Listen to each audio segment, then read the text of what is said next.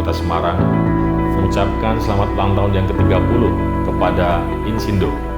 Untuk Inixindo terus berinovasi dalam menghadirkan pelatihan dan sertifikasi IT yang sangat dibutuhkan dalam rangka transformasi digital di masyarakat. Terima kasih kepada Inixindo yang telah memberikan kontribusi dalam mengembangkan aparatur yang menguasai teknologi. Di era 4.0 ini, dukungan sumber daya manusia yang handal dalam melakukan transformasi digital merupakan salah satu hal yang mutlak hari ini. Semoga terus konsisten berkontribusi bersama membangun sumber daya manusia bidang IT Indonesia. Indonesia selama 30 tahun telah konsisten dalam mengembangkan sumber daya manusia khususnya di bidang IT. Untuk itu dalam kesempatan yang baik ini saya ucapkan terima kasih sekaligus ucapan selamat ulang tahun. Selamat ulang tahun. Selamat ulang tahun. Selamat ulang tahun. Selamat ulang tahun. Selamat pada Inixindo. Sukses selalu. Semoga semakin berjaya dan berkarya. Sekali lagi selamat ulang tahun yang ke-30 Inixindo.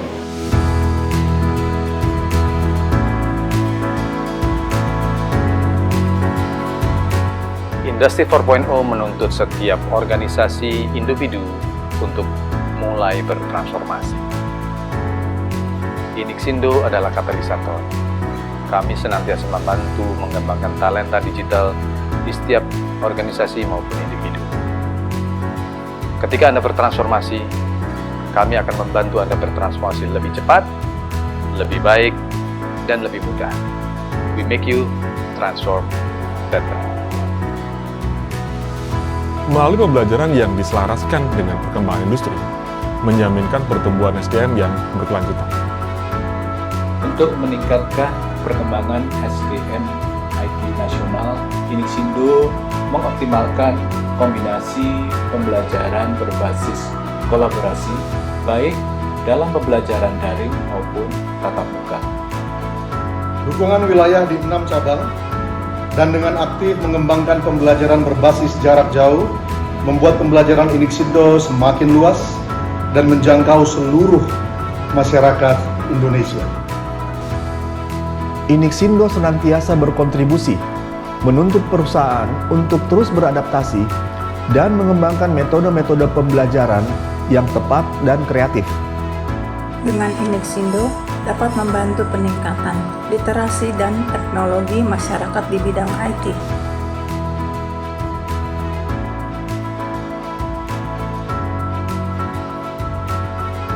Inixindo terus meningkatkan kualitas keterampilan tenaga kerja lewat program pelatihan dan sertifikasi IT dalam menghadapi era transformasi digital.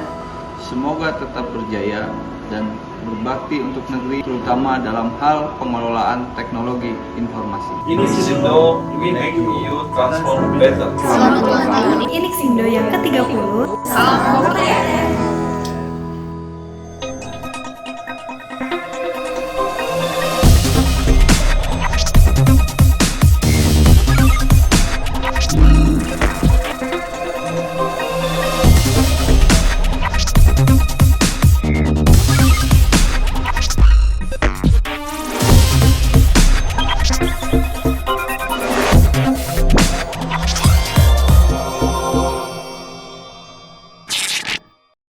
Tiba-tiba, kita saat ini sudah sangat terbiasa dengan meeting Zoom. Ya.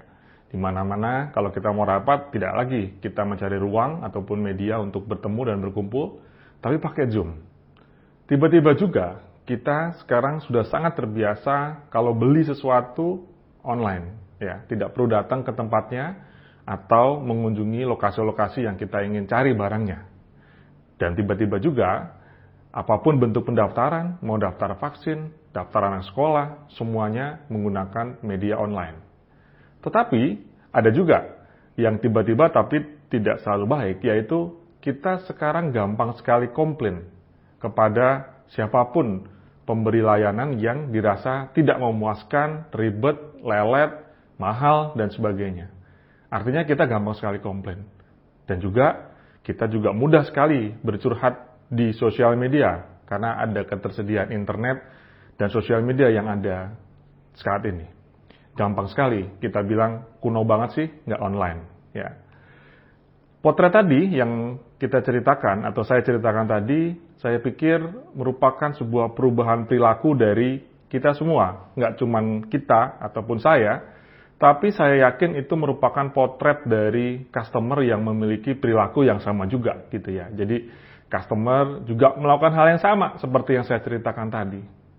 Lalu bagaimana kita sebagai instansi yang menyediakan layanan, baik itu pemerintah, swasta atau industri, ataupun dunia pendidikan, menyikapi terhadap perubahan perilaku tersebut? Rasanya sih memang belum lama ya kita berubah perilakunya tadi. Mungkin setahun atau 2 tahun belakangan ini. Dan memang sepertinya pandemik menjadi trigger untuk terjadinya perubahan ini. Ya, mungkin kalau diprediksi masih 2 atau 3 tahun lagi kita melakukan hal-hal seperti itu. Tapi ternyata sekarang lebih cepat. Lalu bagaimana instansi menyikapi perubahan perilaku dari kita, notabene sebagai customer ataupun sebagai masyarakat yang mendapatkan layanan dari provider services? Ya. Jawabannya juga gampang, yaitu instansi tersebut harus berubah atau bertransformasi. Ya. Tidak ada jalan lain. Jika perilaku customer-nya berubah, maka ya otomatis perusahaan ataupun instansi yang memberi layanan juga harus berubah, mengikuti apa yang menjadi tabiat perilaku baru customer tersebut. Ya, misal nih saya analogikan bahwa tiba-tiba di Indonesia muncul salju, hujan salju yang lebat dan dingin. Saya yakin kita tidak bisa berdiam diri dengan menggunakan pakaian yang ada saat ini. Tentu kita akan serta-merta mencari pakaian yang tebal, wool, jaket, dan lain sebagainya. Ya, intinya kita beradaptasi terhadap perubahan itu. Itu adalah kuncinya.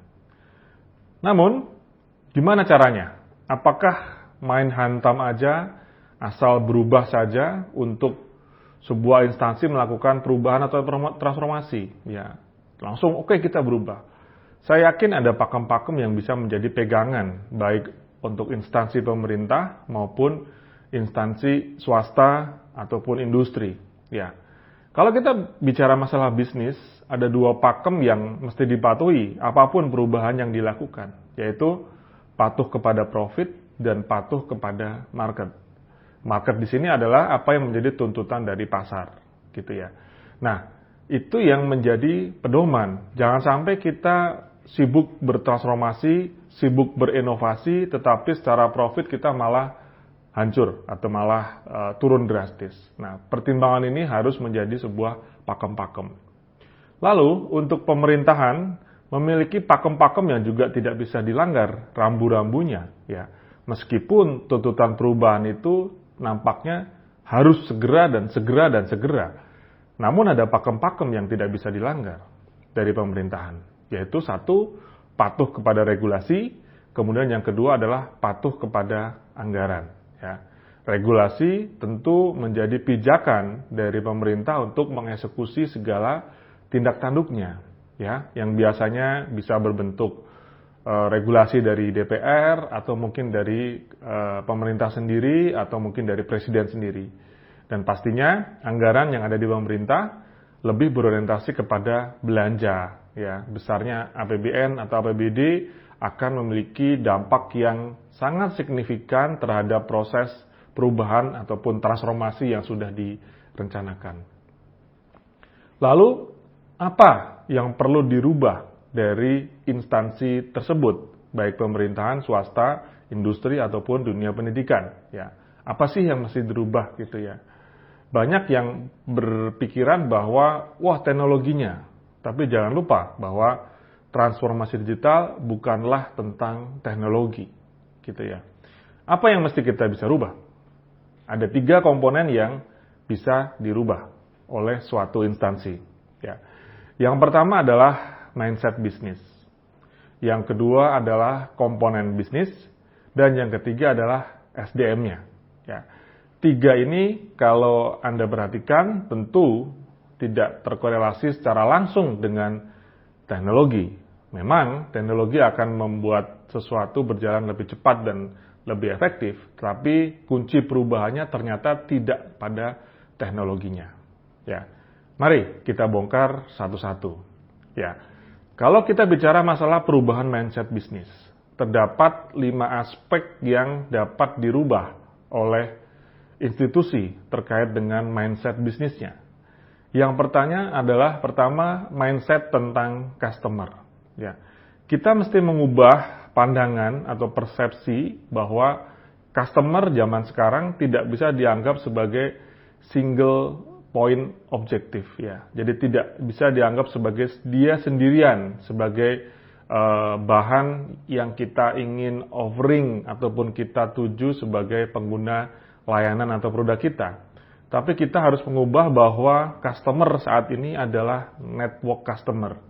Kemudahan customer untuk berkomunikasi dengan kelompoknya, baik itu kelompok secara individu, kelompok kantor, kelompok masyarakat, atau kelompok profesi, akan memberikan dampak influence dalam kelompoknya tadi. Jadi, mindset customer harus kita ubah menjadi network customer. Yang kedua adalah di aspek competition. Apa itu competition? Kompetisi antar institusi yang membuat kita menang dalam daya saing, dulu berorientasi kepada produk atau layanan. Jadi bagaimana cara kita mengembangkan produk layanan yang sebagus-bagusnya, sesuai dengan kebutuhan customer-customernya. Hal ini perlu dirubah zaman sekarang, yaitu kita mengembangkan platform atau ekosistem. Ya. Karena pada saat kita sudah dengan kondisi customer yang bersifat network tadi, kalau kita hanya berorientasi kepada produk, maka bisa jadi produk kita menjadi komoditas dari kompetitor kita yang lain. Tapi kalau kita bisa memiliki platform hulu hilir ataupun ekosistem yang kita pegang, maka otomatis kita akan mendapatkan semuanya. Gitu. Jadi permanfaatan ataupun perspektif dari produk kepada platform menjadi hal yang mesti kita rubah dalam bisnis. Yang ketiga, kaitannya dengan data, gitu ya. Data, kalau kita bisa melihat, banyak sekali kita temukan di setiap sudut instansi kita, ya, baik tersebar di komputer-komputer pegawai atau mungkin sudah tersentral. Tapi yang mesti kita ubah adalah memiliki pemahaman data sebagai aset yang strategis, ya. Data is gold, gitu ya. Data adalah emas. Maka kalau kita memiliki pandangan bahwa data itu adalah emas, maka otomatis kita akan mencarinya, ya, menjaganya, merawatnya, dan juga menyimpannya, gitu ya. Namanya juga barang berharga kan Pak ya, atau Ibu. Jadi nggak mungkin kita abai terhadap data dan cuek-cuekan aja, gitu ya. Itu mindset yang ketiga. Mindset yang keempat adalah masalah inovasi. Bagaimana inovasi itu diciptakan di suatu institusi. Kebiasaannya bahwa segala ide inovasi itu berasal dari top manajemen atau dari pimpinan, ya. Apa yang menjadi instruksional dari pimpinan merupakan bentuk dari sebuah inovasi. Tapi kita mesti mengubah paradigma bahwa inovasi tersebut berasal dari semua lini dalam industri itu, semua lini ataupun semua segmen dari institusi itu. Sifatnya ya eksperimental, ya. Artinya apa? Coba gagal lagi, sampai akhirnya kita menemukan sebuah prototipe yang terbaik yang diterima oleh pasar.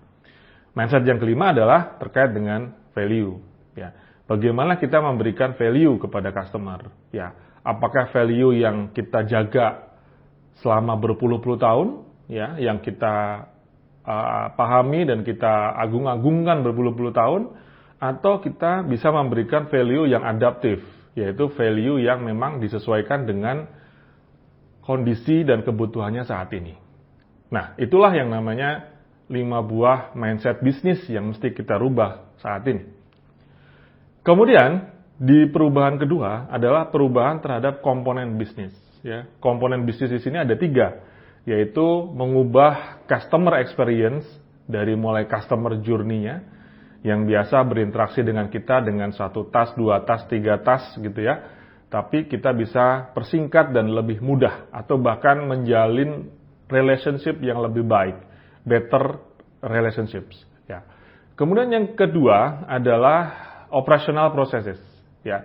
Tentu saja kalau kita sudah mengubah journey dari customer tadi menjadi lebih baik, otomatis proses di dalam kita juga harus menjadi lebih baik. Itu kita sebut dengan better processes. Nah, yang ketiga adalah kita harus mengerti yang namanya model bisnis yang baru. Bagaimana caranya kita mendapatkan profit? Dari bagian yang mana kita mendapatkan profit? Kalau tidak bisa lagi kita mendapatkan dari produk kita, mungkin kita bisa mengambil dari aspek distribusinya, atau mungkin dari aspek merchandise-nya, atau mungkin dari aspek promosi dan lain sebagainya. Nah, ini yang mesti kita rubah dari aspek bisnisnya. Tetapi yang menjadi suatu hal yang mesti dipahami juga adalah tidak semua aspek bisa dikonversi ke digital. Kadang kita memiliki pemikiran bahwa yang penting dirubah ke digital, gitu ya. Semuanya digital. Coba kita lihat beberapa hal yang bisa kita perhatikan. Kalau kita makan ya makan, gitu ya. Artinya sesuatu yang kita masukkan ke mulut kita dan akhirnya diproses oleh tubuh kita menjadi sebuah gizi ataupun vitamin yang berguna untuk tubuh kita. Tidak bisa dirubah, makannya begitu. Hanya sekarang cara dapat makannya berbeda. Kalau dulu kita mesti masak atau beli di warung di depan rumah, tapi sekarang kita bisa order melalui smartphone tadi. Ya, dengan sangat mudah kita bisa mendapatkan makan. Tapi intinya ya makan, gitu ya. Training ya training. Artinya kalau training itu goalnya adalah kita pengen membuat orang bisa, atau orang training adalah pengen bisa sesuatu, namanya juga train gitu ya, ingin bisa sesuatu atau mampu melakukan sesuatu. Di situ ada trainer, ada trainee gitu ya, itu adalah esensinya, core-nya di situ. Walaupun sekarang kita memiliki media training secara online dengan video classroom atau dengan micro learning atau mungkin dengan pembelajaran remote proctoral dan sebagainya. Tetapi esensinya adalah ya training, ya bagaimana kita bisa membuat orang bisa. Kemudian masalah transportasi. Transportasi itu intinya adalah bagaimana kita memindahkan orang dari satu tempat ke tempat lain. Itu esensinya, gitu ya. Masalah caranya, kalau kita zaman dulu, kita mesti ke depan, nyegat bis, atau di depan komplek, nyari tukang ojek, gitu ya. Atau ke protokol, mencari taksi.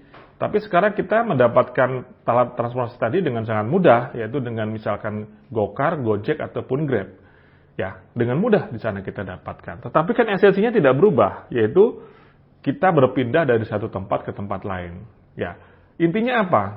Sebelum Anda melakukan segala bentuk perubahan dari inovasi-inovasi yang tadi kita sampaikan di depan, pahami dan temukan dulu yang namanya first principle thinking pada bisnis Anda. Kalau itu belum ketemu, jangan coba-coba inovasi. Karena akan bisa jadi sia-sia. Gitu. Jadi temukan dulu core of the core-nya, core of value-nya ya, dari bisnis Anda. Baru kita melakukan cara yang lebih baik atau mungkin cara yang beda sama sekali yang belum pernah kita temukan dan yang kita sebut dengan disruption atau disrupsi bisnis tadi. Tapi tentu sekali lagi, pahami dulu first principle thinking-nya. Esensinya dipahami dulu. Tanpa itu kita akan sulit mendapatkan inovasi yang diterima pasar. Karena akan mengubah esensinya. Baik, kita coba lihat beberapa model transformasi ataupun perubahan-perubahan yang dilakukan di beberapa institusi.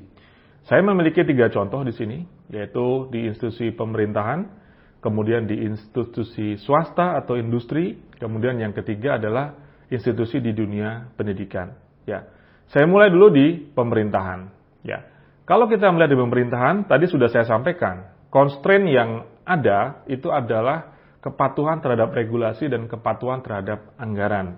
Ya, kalau mungkin Bapak Ibu ataupun ada yang dari pemerintahan, kita pasti mengenal yang namanya Perpres SWBE dan Perpres 1 Data, ya. 2 Perpres yang lahir tahun 2018 dan 2019, di mana sebetulnya kedua ini saling bersinergi, ya, saling tiktakan, ya, tidak bisa dipisahkan, di mana orientasinya tetap ke transformasi digital, di mana SWBE yang berkualitas mendukung data yang berkualitas, dan data yang berkualitas mendukung SWBE yang berkualitas juga. Jadi ini tidak bisa saling pisahkan satu dengan yang lainnya.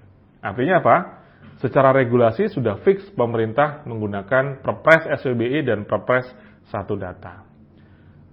Yang berikutnya adalah kita mesti memahami apa goal dari transformasi digital di sektor pemerintahan, gitu ya. Apa sih goalnya, gitu ya? Apa sih outcomes-nya dari digitalisasi di aspek pemerintahan tadi?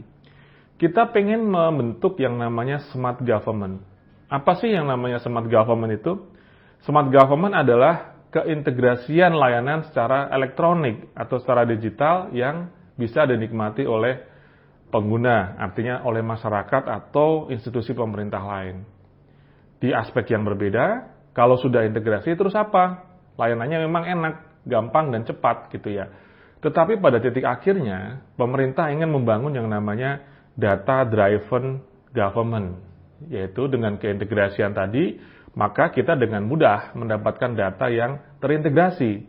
Kemudian dianalitik, akhirnya bisa memberikan inputan pada saat pimpinan atau pemerintah mengambil kebijakan ataupun tindakan-tindakan yang lebih tepat kepada masyarakatnya.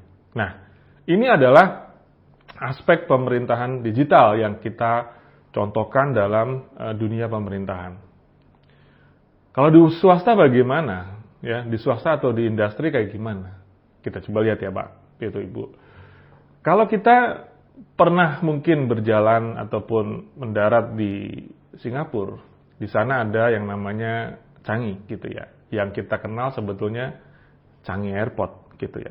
Tapi ternyata Changi bukan sebuah airport, tapi Changi adalah mall yang di dalamnya terdapat tenan bandara.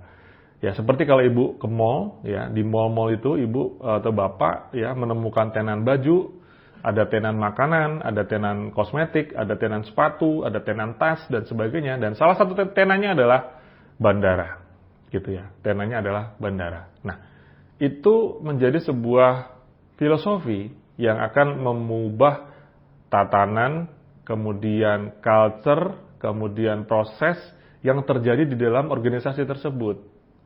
Apa yang saya ingin arahkan kepada Bapak Ibu sekalian, ya? Semisal Bapak Ibu bergerak di swasta bidang perbankan. Coba kalau kita rubah mindset-nya, Pak. Tadi seperti saya bilang, Changi bukan airport, tapi Changi adalah mall. Ya, contohnya adalah bank. Ya, bank adalah perusahaan teknologi yang bergerak di bidang layanan perbankan. Kemudian kalau kita bilang, rumah sakit adalah perusahaan teknologi yang memberikan layanan kesehatan. Atau mungkin kampus adalah perusahaan teknologi yang memberikan layanan pendidikan. Kita lihat di sini adalah core-nya adalah teknologi. Jadi bagaimana keberanian swasta untuk menjustifikasi dirinya sebagai perusahaan teknologi yang memberikan layanan tertentu. Artinya teknologinya sebagai core. Tentu di swasta akan langkahnya lebih mudah, tidak birokratif dan juga regulatoris ya. Tetapi bagaimana leaders akan membuat sesuatu gerakan perubahan itu.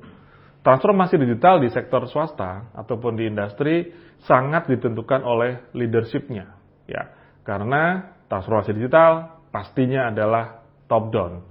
Mindset leader yang berorientasi kepada perubahan, keberanian untuk menabrak suatu regulasi-regulasi internal yang dia bangun sendiri akan memudahkan proses transformasi itu berjalan dengan lebih cepat dan mendapatkan hasil guna. Bagaimana dengan dunia pendidikan? Ya, tadi kita sudah sampaikan ada di pemerintahan, kemudian juga ada di swasta atau industri. Ya, bagaimana dengan di dunia pendidikan? Ya, sebetulnya sama saja. Ya, kalau kita melihat di dunia pendidikan, kita mesti pahami ya, kita nggak bisa bilang bahwa ini kampus SD, SMP ataupun SMA. Saya yakin pembicaraan kita pada bulan-bulan ini, besok ini anak-anak sekolah tatap muka atau masih online, gitu ya. Sebuah bahan diskusi yang ramai di televisi, mungkin di tetangga, ataupun di kelompok-kelompok warga yang kita alami saat ini. Banyak yang menyampaikan bahwa online kurang efektif untuk membangun citra moral dan edukasi etika kepada anak-anak. Mereka hanya menatap layar laptop, layar handphone, tanpa memiliki suatu pembelajaran untuk belajar kelompok dan bersosial, gitu ya. Nah, bagaimana transformasi di sini? Kembali bahwa kita harus memahami apa sih yang namanya first principle thinking tadi. Esensi pendidikan apa? Kalau kita melihat di pemerintah kita, tujuan pendidikan adalah untuk mencerdaskan kehidupan bangsa dengan memiliki pengetahuan, skill, etika, moral, budaya, dan rasa kebangsaan yang tinggi. Artinya, kita tidak hanya akan memberikan knowledge and skill, tapi ada banyak aspek yang menambahkan budi pekerti dan moral dalam kita berkehidupan bermasyarakat. Apakah itu bisa dicapai dengan remote proctoring, video conference untuk pembelajaran online, augmented reality, smart classroom, adaptive learning, atau artificial intelligence chatbot yang bisa menjawab chat otomatis dari murid sebagai pengganti guru di sana. Bisa menjadi bahan pemikiran bahwa memang online learning dalam konteks pendidikan, SD, SMP, SMA, maka ada aspek-aspek esensi yang tidak bisa kita capai. Kalau mungkin di aspek profesional yang berorientasi hanya kepada skill and knowledge plus attitude sebetulnya mungkin bisa dicapai. Tapi kalau pendidikan moral, etika, budaya, berbangsa, sepertinya kita membutuhkan sekolah dengan guru-guru yang ada sebagai pemimpin depan, sebagai seseorang yang digugu, patuh kepada guru, dan sebagainya, seperti yang kita rasakan saat waktu dulu. Gitu ya. Jadi, perlu diperhitungkan kembali bagaimana transformasi digital di sektor pendidikan. Pahami dulu first principle thinking dari pendidikan. Baik, saya sudah menyampaikan ada 3 sampel tadi di pemerintahan, di swasta atau industri, kemudian di dunia pendidikan. Kita bisa melihat ya Pak ya, atau Ibu, bahwa semua dalam konteks desain, operasional, implementasi, maka yang akan melaksanakan itu semua adalah SDM. Maka di titik akhir atau titik ujungnya adalah transformasi akan merupakan mengubah yang namanya SDM. Bukan sekedar teknologi, orangnya adalah menjadi kunci dari transformasi digital itu. Maka kunci transformasi digital adalah ada di perubahan kompetensi SDM yang adaptif. Ya, kita punya kemampuan zaman dulu, jago banget gitu ya. Tahun lalu saya jago banget ini, tahun sekarang sudah nggak bisa dipakai gitu ya. Jadi kita harus memiliki suatu skill yang baru atau upskilling atau reskilling kepada sesuatu yang memang menjadi kebutuhan saat ini. Saya dulu jago sekali mengerjakan ini, tapi pekerjaan itu sudah tidak ada sekarang. Lah kita mau bagaimana? Kita mau stay seperti itu, mengharap kembali lagi seperti itu, atau kita beradaptasi dengan kemampuan dan skill yang baru, dengan pembelajaran yang baru. Ya, adaptif, kompetensi yang adaptif, kompetisi yang agile, membuat kebutuhan akan SDM itu juga penting untuk dipenuhi dalam suatu framework tertentu. Nah, jadi kesimpulannya bagaimana? Apapun institusinya, apapun model transformasinya, kunci dari perubahan sendiri adalah adaptasi pada kompetensi SDM-nya. Ya, kemampuan dulu mungkin saja sudah tidak relevan saat ini.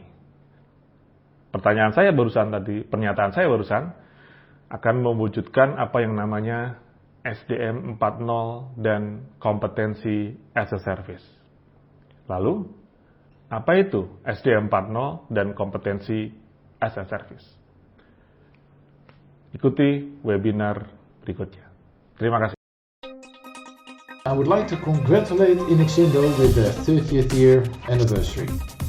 We have been a long-standing partner with Inixindo, where we are providing them and their customers with data center training. Data centers continue to be a very exciting industry as many new technologies and developments are coming up. Think about artificial intelligence, edge computing, 5G, mobility, etc. So we see there's a great future for this industry, and there will be for sure many opportunities to continue educating the market. Again, we would like to congratulate Inixindo with their 30th year anniversary, and we look very much forward to continue working with them in the future. All the best for your future.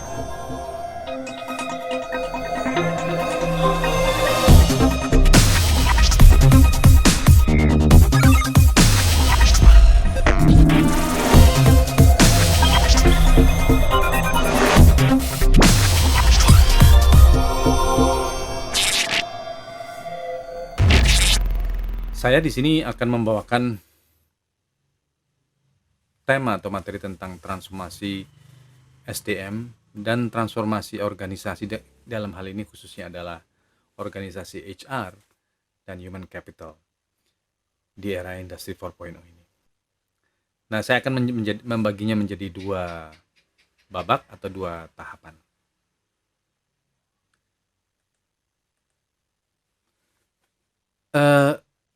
Saat ini semua perusahaan sedang menjalankan transformasi digital, tetapi memang tidak semuanya bisa berhasil melakukan transformasi itu dengan baik, karena masih banyak anggapan atau masih banyak perusahaan yang menganggap bahwa transformasi digital itu adalah melakukan kegiatan digital gitu ya. Jadi ketika kita mendigitalkan sistem kita atau sebagian bisnis proses atau atau bahkan mungkin semua bisnis proses kita gitu ya, itu bukan sekedar itu gitu ya. Jadi yang namanya transformasi digital itu biasanya pada awalnya organisasi itu melakukan yang namanya exploring atau eksplorasi. Jadi dia mencoba memanfaatkan teknologi tradisional gitu untuk mengoptimalkan kemampuan yang ada. Memanfaatkan teknologi informasi tradisional gitu. Jadi lalu kemudian berkecimpung di dalam dunia digital. Jadi sebenarnya ini nggak ada perubahan yang nyata di organisasinya. Jadi dia cuman komputerisasi sebenarnya begitu ya. Jadi transformasi digital ini bukan sekedar itu gitu ya. Banyak sekali yang sudah melakukan komputerisasi bahkan komputerisasi relatif canggih, tetapi ini sebenarnya bukan transformasi gitu. Nah, biasanya setelah exploring itu tahap kedua adalah doing. Nah, ini jadi dia memanfaatkan teknologi digital untuk memperluas kemampuan, tapi pada dasarnya bisnis prosesnya, bisnis modelnya, operasinya, dan pelanggannya masih sama. Jadi dia tidak melakukan reach yang lebih luas gitu. Tidak melakukan model bisnis baru atau revenue model baru, tetapi yang sama, cuman memanfaatkan teknologi digital, channel-channel digital gitu ya. Jadi seolah-olah ini ilusi menjadi sebuah transformasi, padahal sebenarnya tidak. Ini masih belum melakukan transformasi. Nah, tahap berikutnya adalah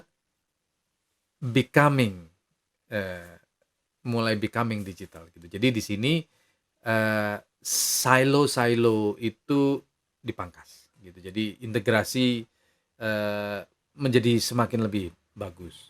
Kemudian mulai ada perubahan terhadap bisnis model. Mulai ada perubahan terhadap market share atau market segmentation atau market target gitu ya. Jadi pelanggannya mulai nambah, cara beroperasinya berubah dan lain sebagainya. Jadi ini namanya becoming digital. Nah, yang namanya truly transformation itu adalah yang namanya being digital. Jadi memang yang namanya bertransformasi betul-betul bertransformasi gitu. Jadi artinya tidak hanya sekedar teknologinya, tetapi memang bisnis modelnya berubah, cara menangani customernya berubah, operasinya berubah, revenue modelnya pun berubah gitu ya. Dan ini yang memungkinkan yang namanya transformasi digital itu, sehingga terjadi perubahan yang namanya perubahan radikal terhadap baik itu revenue maupun reach-nya dari customer atau pasar yang dia lakukan sekarang ini. Nah, untuk menjadi being digital ini memang tidak mudah, karena ini benar-benar total transformation gitu. Jadi dan total transformation biasanya dimulai dari mindset dari individu atau SDM yang ada di situ, lalu kemudian organisasinya bertransformasi sehingga mudah kemudian untuk melakukan transformasi dari sisi bisnis dan lain sebagainya. Nah, jadi sebenarnya dari sini kita bisa melihat bahwa sebenarnya kegagalan transformasi itu karena pendekatannya nggak tepat gitu. Jadi banyak organisasi yang tidak berhasil transformasi ya karena mereka hanya fokus ke gimana nerapin teknologi digital yang baru gitu ya. Jadi bukan mentransformasikan bisnisnya, tetapi teknologinya aja yang dirubah. Lalu kemudian mencoba untuk menstrukturkan organisasinya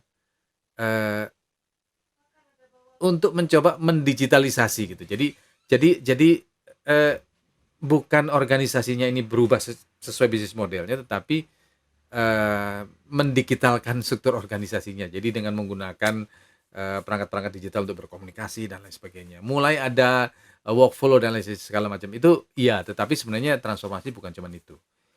Dan banyak yang melihat bahwa transformasi digital ini sebenarnya adalah salah satu upaya untuk implementasi teknologi. Nah, ini pun tentunya nggak begitu. Atau ya mencoba untuk mengencourage SDM-nya untuk supaya lebih agile gitu ya, lebih gesit, lebih inovatif. Tetapi kalau hanya SDM-nya yang agile, inovatif, tetapi organisasi bisnis modelnya tidak dirubah, maka ya akhirnya itu akan stagnan gitu. Atau memang misalkan kebetulan aja perusahaan ini mengalami satu ledakan profit karena satu kejadian tertentu yang momentumnya pas, lalu kemudian itu dideklarasikan sebagai keberhasilan digital. Padahal sebenarnya dia tidak truly melakukan transformasi, gitu ya.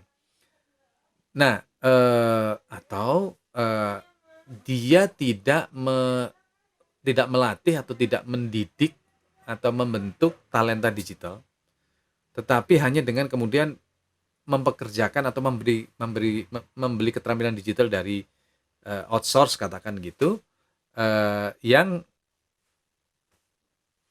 tidak membangun internal talent sendiri gitu. Jadi padahal kita tahu bahwa transformasi ini adalah satu perjalanan yang cukup panjang sebenarnya gitu, yang nggak bisa instan gitu. Jadi nggak bisa cukup kemudian kita outsource kemudian kita dapat SDM-nya lalu sudah gitu ya. Jadi nggak seperti itu. Nah, oleh karena itu memang banyak upaya yang harus dilakukan di dalam upaya untuk berhasil dalam sebuah transformasi di dalam organisasi atau SDM. Pertama tentunya leader, gitu ya. Jadi organisasi yang bertransformasi ini membutuhkan leader yang memiliki mindset leadership yang bisa mengarahkan ke arah transformasi, gitu ya. Dia harus inovatif, dia harus menjadi agent of change. Tentunya dia juga harus fasih dengan model-model bisnis baru, dan selalu berupaya untuk melihat inovasi yang ada di mana bisa dilakukan. Lalu kemudian budaya inovasi yang dari pimpinan dan dari organisasi ini harus kemudian ditularkan menjadi budaya organisasi gitu ya. Jadi karena memang yang namanya inovasi itu tidak bisa sekedar cuman organisasinya yang berinovasi atau 1-2 orang berinovasi, tapi ini semuanya yang berinovasi. Jadi ini yang akan membuat upaya transformasi ini menjadi lebih mudah. Nah, kemudian tentunya melihat portfolionya gitu ya, portfolio bisnisnya, portfolio digital bisnisnya, portfolio sistem pendukungnya segala macam, yang pelan tapi pasti harus bisa mensupport transformasi ini sendiri, ya. Dan transformasi ini tidak mungkin hanya dilakukan oleh 1-2 orang individu atau 1-2 fungsi di dalam organisasi. Jadi ini membutuhkan kolaborasi menyeluruh dari semua lapisan organisasi. Budaya itu tadi ya, diharapkan bisa membuat perubahan sehingga kolaborasi ini bisa terjadi gitu ya. Dan otomatis kalau ini semua dilakukan, maka mudah untuk kita membangun ekosistem digital yang robust gitu, yang handal gitu ya. Jadi kitanya bertransformasi, kita menggunakan pola bisnis baru, model yang baru, tentunya memanfaatkan semua teknologi digital. Lalu kemudian kita memanfaatkan kemitraan, partnership-nya kita, kemudian supply chain-nya dan lain sebagainya, dan kita tidak mencoba untuk melakukan semuanya sendiri. Nah, inisiatif ini memiliki berbagai macam terminologi. Nah, salah satu terminologi yang lumayan sekarang ini banyak banyak dijadikan referensi adalah yang namanya digital DNA, gitu ya. Jadi digital DNA ini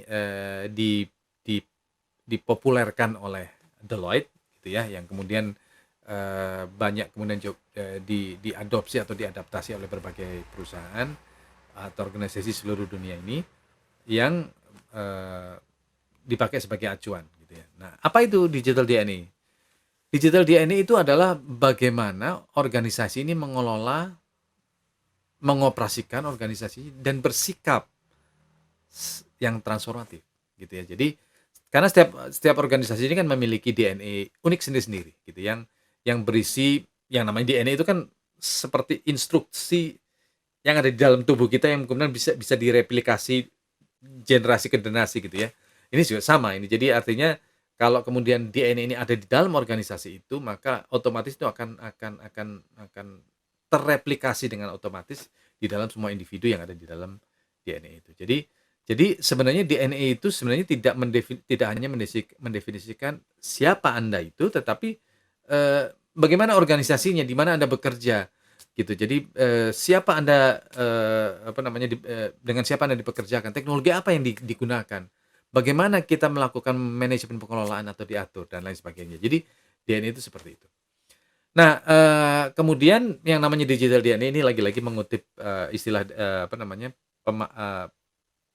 apa yang dikenalkan oleh Deloitte itu ada karakteristiknya, gitu ya. Jadi ada banyak di situ. Jadi mulai dari iteratif, geografi agnostik, kemudian mix tradisional non-traditional stakeholder, perubahan kondisi dan jenis pekerjaan, kolaborasi yang terencana, disrupsi yang konstan, kemudian modulasi batasan risiko dan keamanan, mengelola operasi yang multimodal, macam-macam metode, gitu ya, demokratisasi informasi, gesit, agile, sinkronisasi cara bekerja, fluidity, memadukan struktur tim. Ini semua karakteristik dari digital DNA. Tapi tentunya nggak perlu atau nggak mungkin semua perusahaan itu bisa menerapkan semuanya ini, gitu. Jadi sebenarnya cukup efektif kalau kita bisa menerapkan 3-5 karakteristik digital DNA di antara yang ini untuk kemudian kita kembangkan di dalam perusahaan kita. Jadi kita harus mengenali mana yang paling cocok untuk organisasi kita, DNA yang mana yang paling cocok untuk organisasi. Nah, itu yang kemudian kita terapkan, kita implementasikan, gitu ya. Nah, diharapkan dengan kita memiliki DNA itu, maka upaya transformasi yang tadi itu yang menjadi being digital itu menjadi lebih mudah, ya. Jadi sebenarnya untuk menjadi digital DNA itu ini bukan sekedar saya nanti belajar digital, nggak begitu, gitu ya. Jadi ini memang satu skill memang betul, tetapi ini juga memang satu budaya yang kemudian harus diintegrasikan di dalam perusahaan sehingga menjadi sebuah mindset digital. Nah, ini yang akan mendukung terbangunnya transformasi itu secara lebih mudah, gitu ya. Nah, untuk upaya ke arah transformasi digital dan transformasi SDM ini, maka si SDM-nya sendiri pun harus memiliki kompetensi yang mendukung upaya transformasi ini. Dan nggak cuma SDM, tetapi human capital, human resource-nya pun juga harus mendukung human resource yang mendukung transformasi, atau boleh dikatakan ini sebagai human resource pendukung industri 4.0, atau boleh dikatakan sebagai human capital 4.0. Seperti apa itu? Nah, sebenarnya digital kompetensi ini adalah sebuah kompetensi wajib di era transformasi digital sekarang ini. Jadi semua individu yang ada di dalam organisasi, apakah dia dari bisnis, sales, IT, HR, production dan lain sebagainya, saat ini harus memiliki kompetensi digital ini, gitu ya. Dan sebenarnya untuk memiliki kompetensi itu kita tidak perlu susah-susah. Sekarang ini sudah ada frameworknya. Ada beberapa framework, cuman yang ingin saya sampaikan di sini adalah framework dari Digital Competency Framework-nya Uni Eropa. Jadi dia ada 5 kompetensi framework Yang pertama adalah information and data literacy. Kemudian ini adalah digital content creation. Lalu berikutnya ini adalah problem solving. Ini adalah security and then safety. Lalu kemudian ini adalah communication and collaboration. Jadi kita lihat satu persatu ya. Jadi untuk yang namanya information and digital literacy. Information and digital literacy ini adalah satu kompetensi yang memang wajib dimiliki oleh SDM era 4.0 ini. Apa itu? Itu adalah misalkan kemampuan untuk menjelajahi, membrowsing, maksudnya mencari, memfilter data dan informasi dan konten digital supaya dia bisa mendapatkan data yang kualitasnya bagus dan akurat. Dan ini sangat diperlukan untuk kita melakukan analisa dan lain sebagainya. Kemudian kemampuan juga untuk mengevaluasi, melakukan analitik data dan membaca konten digital. Lalu kemampuan untuk mengelola, menyimpan konten-konten digital. Ya, jadi ini nampaknya seperti sederhana, tetapi masih banyak orang yang tidak bisa menjalankan ini secara baik sesuai dengan standar kompetensinya tentunya ya. Nah, untuk bisa melakukan itu di kanan bawah itu kita bisa melihat misalkan kompetensi atau pelatihan apa yang dibutuhkan untuk membangun kompetensi bidang itu gitu ya. Lalu kemudian misalkan digital content creation katakan gitu ya. Jadi ini adalah kemampuan untuk mengembangkan konten digital. Lalu mengintegrasikan dan menguraikan kembali konten digital. Jadi konten digital itu kan nggak cuma kita yang kembangkan, tetapi juga kita bisa mengintegrasikan berbagai konten digital yang ada, yang kemudian kita manfaatkan dengan konten digital yang kita miliki, sehingga itu menjadi sebuah konten yang terintegrasi. Dan kita juga tidak boleh tidak mengetahui tentang hal-hal yang terkait masalah lisensi, hak cipta, privacy rule dan lain sebagainya. Dan untuk bisa mengembangkan konten digital dengan baik, kita sebenarnya perlu memiliki kemampuan yang namanya pemrograman. Jangan dibayangkan pemrograman ini adalah pemrograman yang seperti seorang programmer kita yang memprogram dengan teknis yang sangat sulit. Tidak harus begitu, gitu ya. Jadi pemrograman di sini bisa diberlakukan untuk para programmer, tapi juga bisa dilakukan untuk semua SDM, karena pada dasarnya yang namanya pemrograman itu adalah upaya otomasi kan, sebuah proses, gitu ya. Jadi pemrograman itu bisa dilakukan dengan hanya menggunakan Excel dan lain sebagainya gitu ya. Nah, kemudian problem solving. Problem solving ini adalah kemampuan untuk memecahkan masalah-masalah teknis, kemampuan untuk mengidentifikasi atau kebutuhan atau respon teknologi. Jadi kalau saya perlu punya masalah ini, teknologi apa yang bisa membantu saya untuk menyelesaikan masalah ini, gitu ya. Kemudian bagaimana kita memanfaatkan teknologi untuk secara kreatif bisa menyelesaikan masalah-masalah gitu. Jadi dan juga ini perlu juga untuk bisa kita gunakan untuk mengidentifikasi yang namanya digital gap.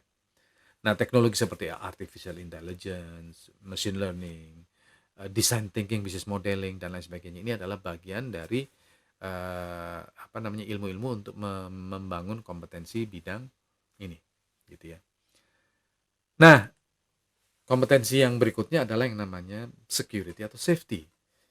Ya, security atau safety ini penting sekali karena di era digital ini, di era transformasi ini, kita perlu tahu bagaimana caranya melindungi data pribadi, privasi, informasi kita, informasi yang diberikan tanggung jawab kepada kita, perangkat kita, lingkungan itu maksudnya lingkungan kerja, lingkungan kita berorganisasi dan bertukar data, termasuk safety dan ini termasuk kesehatan ya, karena ini ada kaitannya juga dengan bagaimana kita bisa memanfaatkan teknologi itu tapi tetap kita bisa memelihara kesehatan kita dengan baik.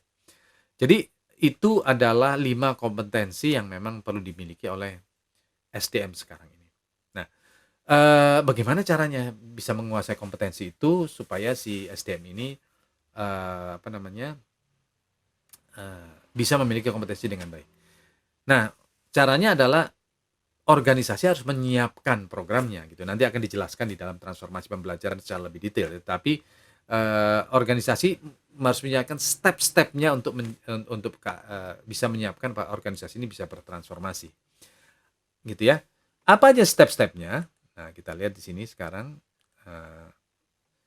Pertama adalah tentunya di dalam organisasi harus kita terapkan yang namanya learning management. Ya, learning management itu adalah sebuah sistem dan perangkat yang memungkinkan setiap individu SDM itu bisa belajar dengan mudah. Artinya akses ke sistem pembelajaran, akses ke bahan ajar, akses kepada studi kasus dan lain sebagainya, akses kepada knowledge management itu disediakan di situ, gitu ya. Dan apa namanya, tentunya kontennya pun harus disesuaikan agar kemudian konten-konten itu memang benar-benar konten-konten yang diperlukan oleh SDM itu sesuai dengan skill dan apa namanya, pekerjaannya. Lalu kemudian organisasi itu juga harus memiliki yang namanya kompetensi framework atau kerangka kompetensi, ya.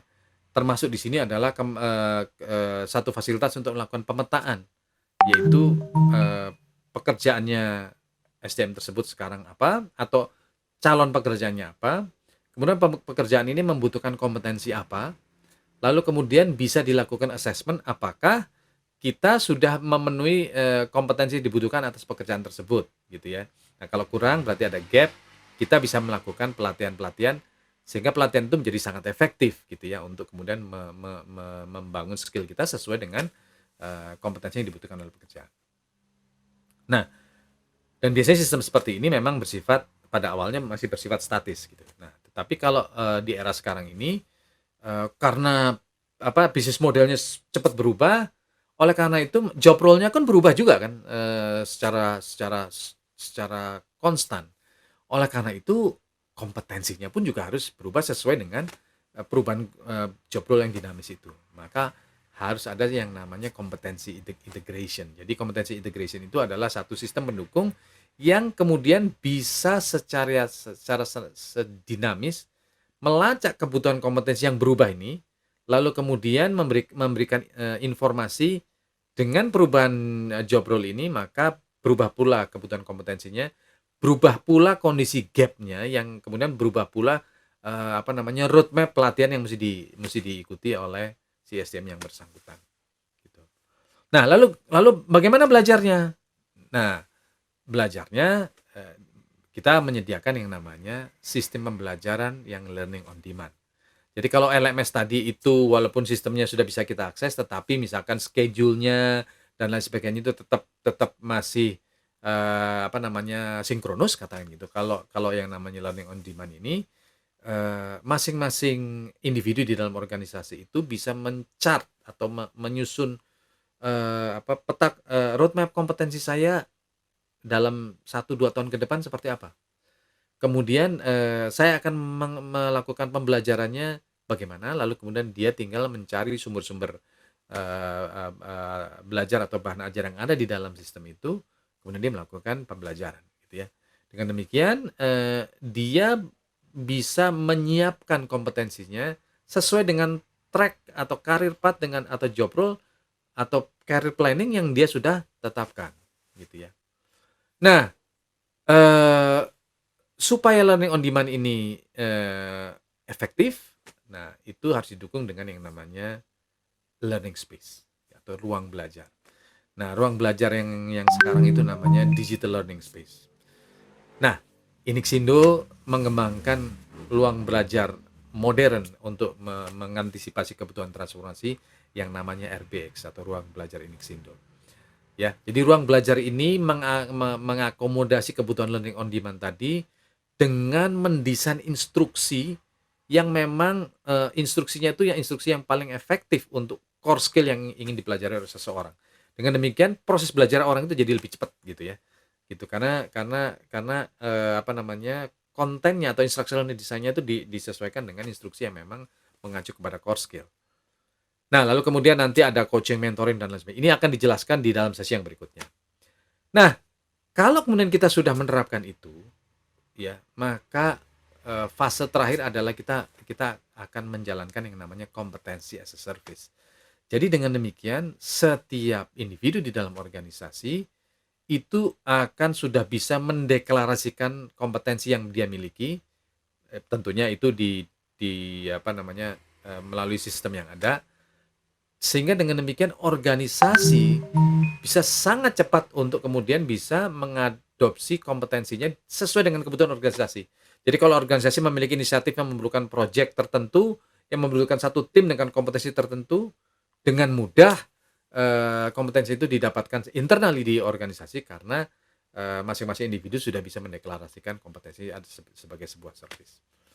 Nah, jadi itulah yang bisa menjadikan sebuah dasar transformasi SDM dan transformasi organisasi yang ini akan mendukung transformasi digital secara holistik. Terima kasih. Pertama saya kenal Inixindo itu, waduh, kalau di Indonesia Inixindo itu kalau ngomongin training komputer, Inixindo tuh ya. Dari Inixindo juga selain menjaga kualitasnya selama bertahun-tahun, itu juga Inixindo juga transformasi juga. Jadi sekarang sudah mulai banyak e-learningnya ya. Dan sekarang memang e-learning ya sudah nggak bisa dihindari, harus paling tidak hibrid. Hibrid juga kalau seperti sekarang lockdown, tidak ada tatap muka, gedungnya ditutup. Saya kira akhirnya juga kembali kepada online learning. Selamat buat Inixindo yang telah tidak saja bertahan tapi juga berhasil melintasi beberapa fase-fase perkembangan perusahaan atau perkembangan usaha pelatihan training. Saya ingat Inixindo itu kan agak namanya mirip-mirip unik gitu kan. Jadi kayak kalau orang ingat Inixindo open system gitu. Dan sekarang ini kan memang eranya open platform. Jadi itu yang saya melihat sehingga nggak heran Inixindo ini menjadi lembaga training dan sertifikasi terbaik ya saat ini, yang dengan tepat menjembatani antara kebutuhan perubahan dalam industri dan kemampuan akademik. Selamat ulang tahun ke-30 Inixindo. Pesan saya, teruslah berkarya dan menjadi agen perubahan transformasi digital Indonesia. Terima kasih. Saya selalu percaya IT ini yang paling penting bukan software, hardware, sistem, nggak, percaya sama orang. Jadi Inixindo ini berada di garis terdepan di Indonesia untuk mengembangkan sumber daya manusia di bidang IT dan berkaitan related IT, dan kelihatannya fokus di situ. Saya juga bertahun-tahun main di bisnis hardware, software, itu lari-larinya nggak jelas kemana, tapi di bidang ini saya percaya Inixindo on the right track banget lah. Dan saya kebetulan sekarang di Kemhan, peralatan kita bisa beli, software beli, tapi orang itu paling penting, dan saya percaya dan Pak Ipik dan tim berada terdepan di bidang itu. Selamat, sukses.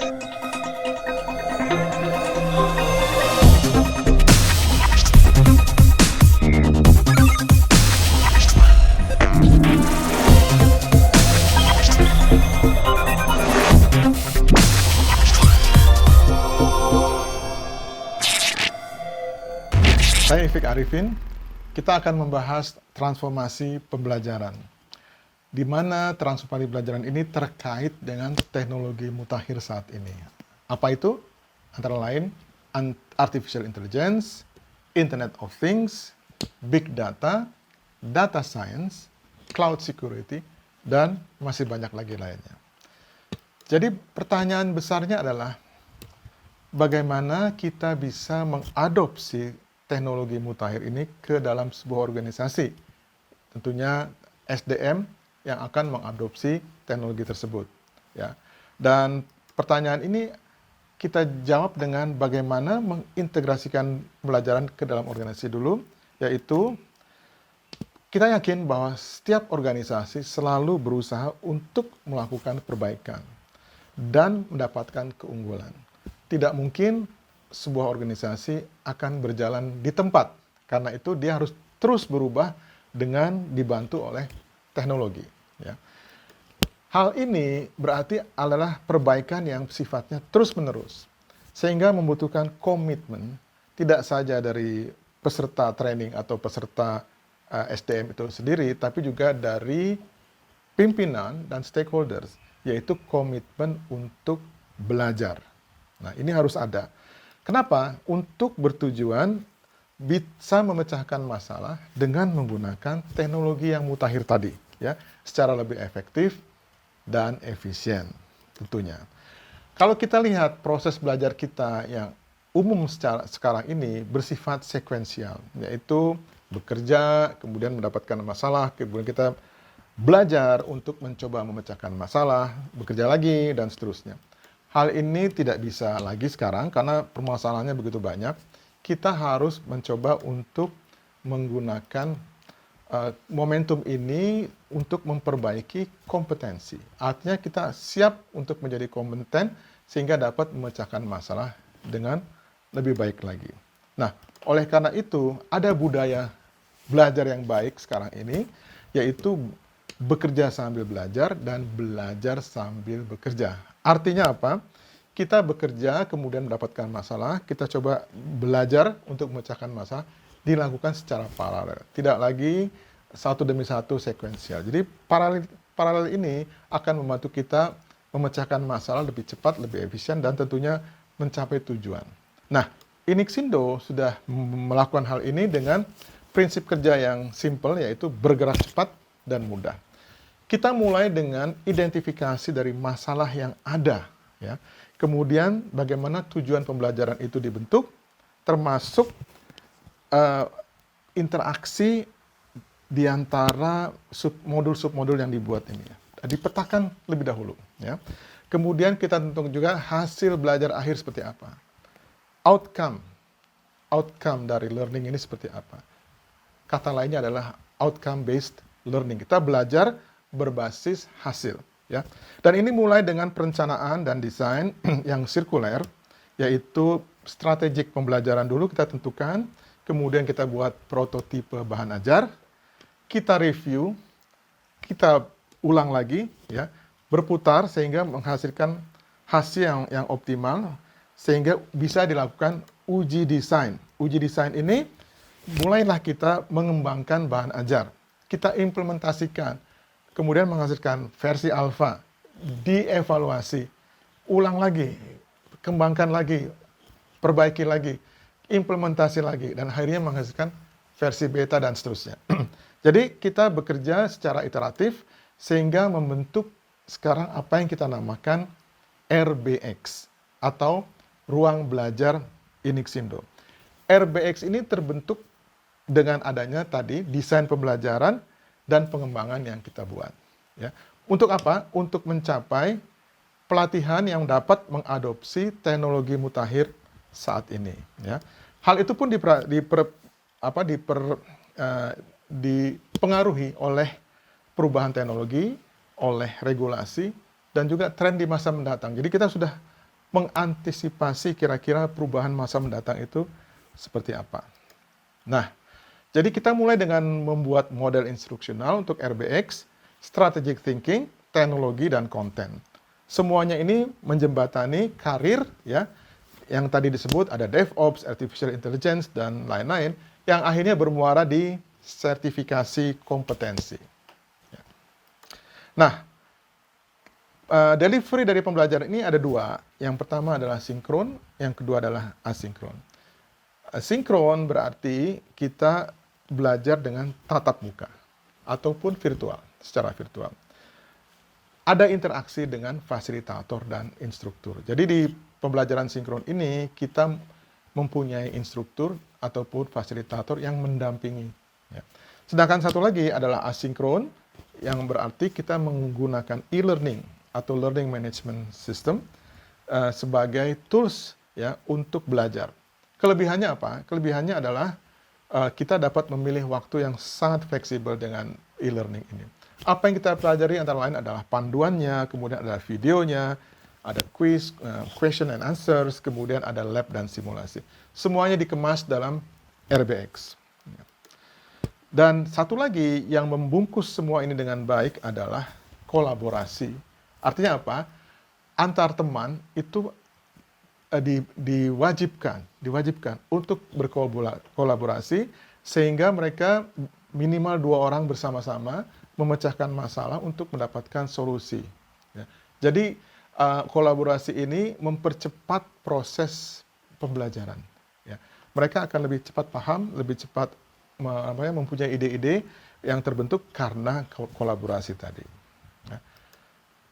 Jadi tujuan dari RBX ini adalah mempermudah dan mengakselerasi proses pembelajaran sehingga apa? Menjadikan SDM yang kompeten dan handal. Selalu belajar sepanjang masa, continuous learning, keep up to date, kita akan menjadi selalu terdepan. Dan ini adalah sebuah rangkuman dari transformasi bisnis, transformasi SDM, dan transformasi pembelajaran sebagai satu kesatuan yang ditawarkan oleh Inixindo. Terima kasih.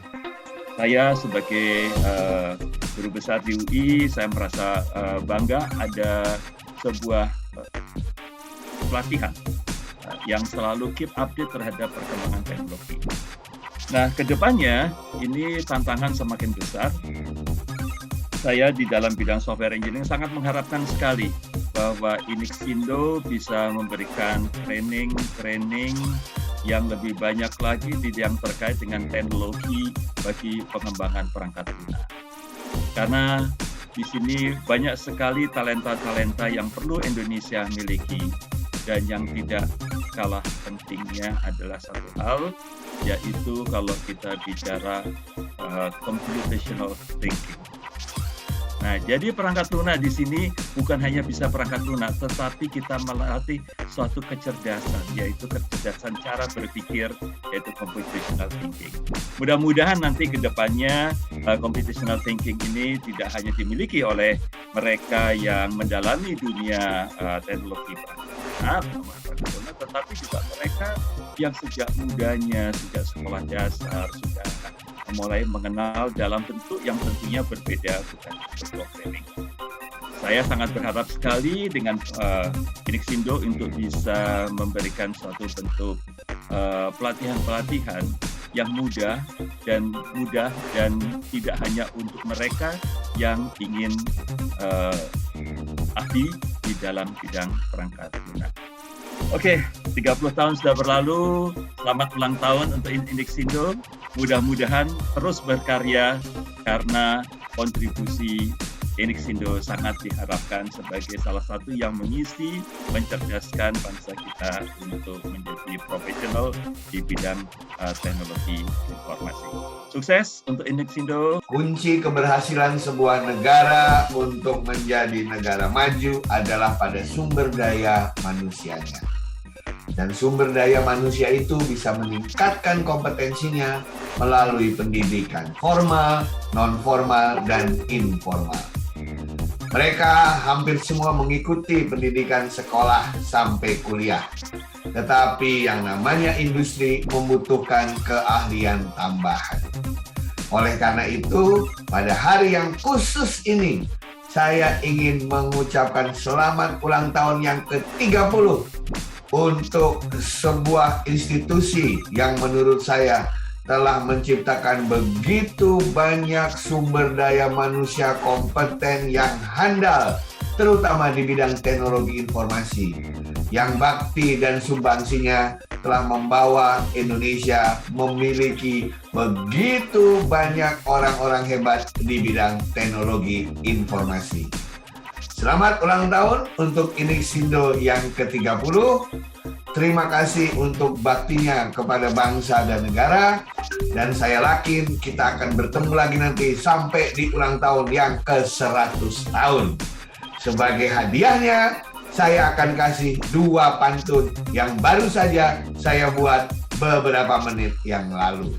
Pantun yang pertama berbunyi begini. Mencari ilmu tidaklah mudah, penuh berliku tiada tara. 30 tahun berlalu sudah, besar baktimu bagi negara. Itu untuk Inixindo yang pertama. Dan yang terakhir adalah lelah berjalan ke Danau Lido, waktu berlalu tiada terasa. Happy birthday, oh Inixindo, sukses selalu sepanjang masa. Congratulations, happy birthday yang ke-30. Saya Eko Indrajit, pamit diri. Terima kasih. Inixindo 30 tahun. Selamat untuk Inixindo.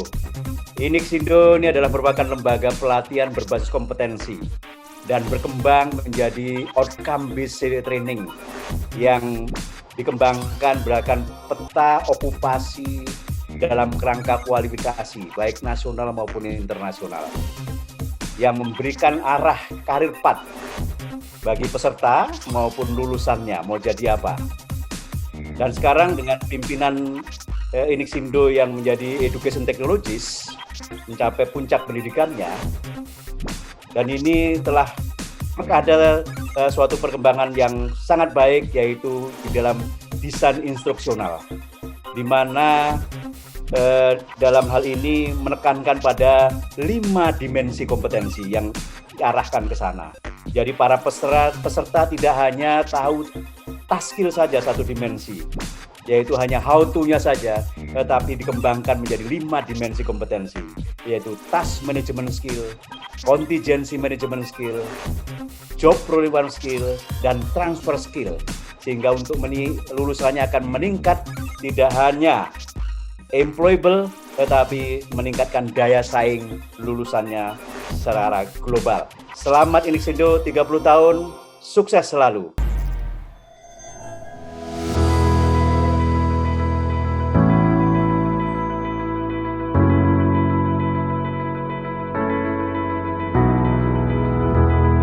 Pada kesempatan ini saya mengucapkan Dirgahayu Inixindo yang ke-30 terus berkontribusi kepada pengembangan SDM digital di seluruh Indonesia. Tetap berjuang, tetap berkontribusi untuk pengembangan sumber daya manusia, khususnya di bidang IT.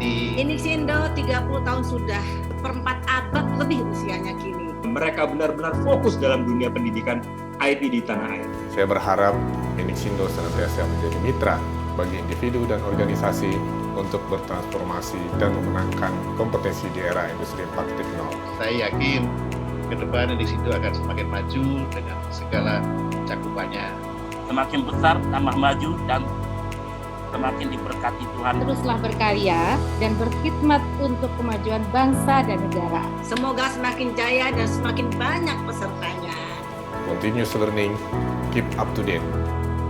Selamat ulang tahun ke-30. Selamat ulang tahun Inixindo yang ke-30. Selamat ulang tahun Inixindo yang ke-30. Selamat untuk Inixindo 30 tahun, semoga jaya selalu.